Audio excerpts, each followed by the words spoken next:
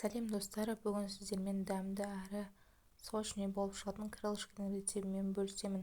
Видеоны соңына дейін қарап, лайк басып, комментарий жазып кетіңіздер.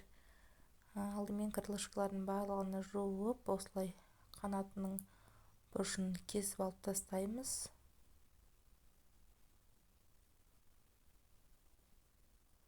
Содан соң томат саламыз, майонез,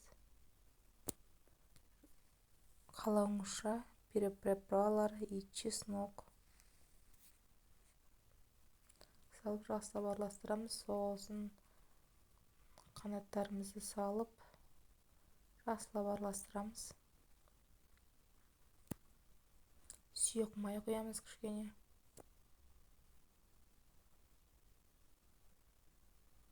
Етін жауып 4 сағатқа мариновать етіп қоямыз. Содан соң листімізге салып, осылай 180 градуста 30-40 минут пісіріп аламыз. Міне біздің крылышкеміз дайын болды. Гарнирге қалауларыңызша гречка, күріш берсеңіздер болады. Қасына көкөністермен осылай әдемі болады.